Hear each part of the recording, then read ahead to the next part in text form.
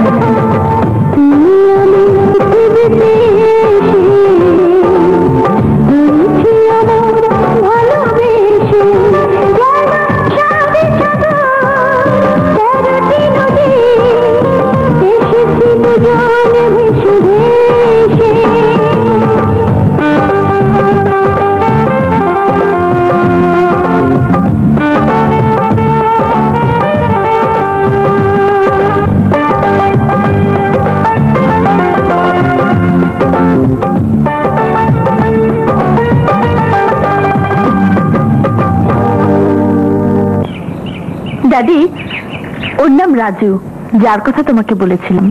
আসসালামু আলাইকুম। ওয়ালাইকুম আসসালাম। এসো। মা শায়লা, তুই আমাদের জন্য চা নাস্তার ব্যবস্থা করবি না? করবো না কেন, নিশ্চয়ই। রাজু, তুমি বাবার সঙ্গে কথা বলো, আমি আসছি। বসো বাবা, বসো। আমি জানি শায়লা তোমাকে খুব ভালোবাসে, তুমিও শায়লাকে খুব ভালোবাসো, তারপর আমি ওকে কোলে পিঠে করে মানুষ করি। ও আমার বড় আদরের মেয়ে। তোমার কাছে ও সুখী হবে, ওর কোনো অসুবিধা হবে না। তারপর তোমাকে একটা অনুরোধ করব। জি বলুন। আগে তুমি আমায় কথা দাও, আমার অনুরোধটুকু রাখবে? আমায় কথা দাও, আমার অনুরোধটুকু রাখবে? ঠিক আছে, আমি কথা দিই। বাবা রাজু, তুমি আমার যা কিছু দেখছো, গাড়ি বাড়ি মিল কারখানা, সবই ঋণের দায়ে বন্ধক দেয়া আছে রাহাত খানের কাছে। আমি যদি রাহাত খানের ছেলের কাছে শায়লার বিয়ে না দিই, তাহলে সে আমার গাড়ি বাড়ি সয় সম্পত্তি সব কিছু দিয়ে দেবে।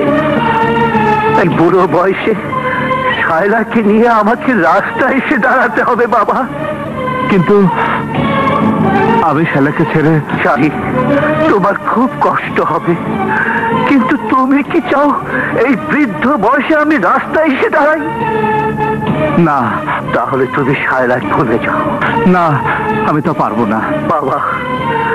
তুমি আমাকে কথা দিয়েছো, আমার অনুরোধ তুমি রাখবে।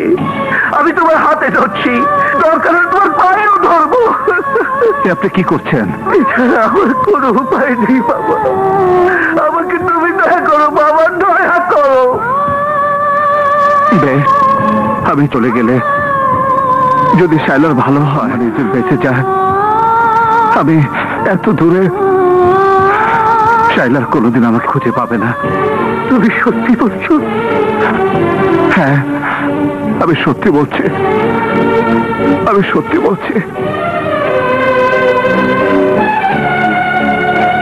ড্যাডি, রাজু কোথায়? ও চলে গেছে, আর কোনোদিনও তোর সামনে আসবে না। ড্যাডি,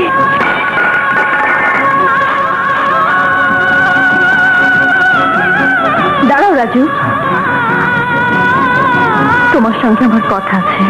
কিন্তু আমার কোনো কথা নেই। এভাবে এভাবে তোমার সাথে দেখা হবে জানলে আমি কোনোদিন আসতাম না। আমি জানি রাজু, আমি সব জানি।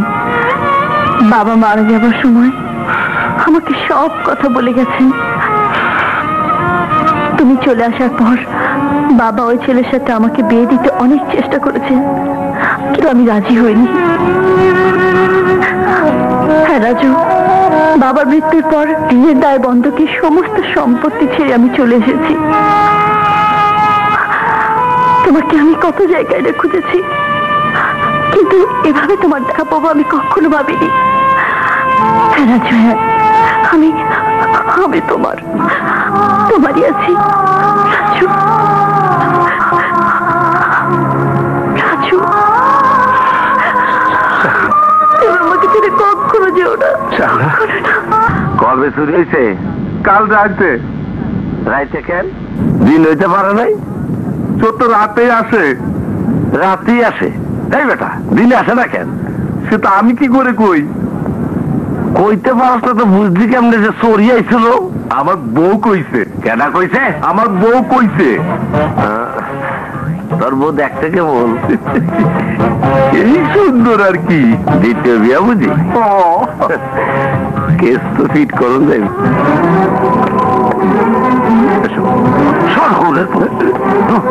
নাসির মিয়া, তুমি একটু ভেবে দেখো, ওরা ক্ষমতাধর, শক্তিশালী, ভয়ঙ্কর সন্ত্রাসী। শায়লা, তুমিও কথা বলছো? তোমার মতো শিক্ষিতা বিবেকবান মানুষ যদি আইনকে সহযোগিতা করতে না আসে, তাহলে এই সমাজ থেকে সন্ত্রাস কোনোদিনও দূর হবে না। নাসির মিয়া, স্যার, আমি বলছি ওই ফাইল বের করে নিয়ে এসো। যাও। জি স্যার। এসো আমার সাথে। কি করি? ফাইল কো? ফাইল বাবা,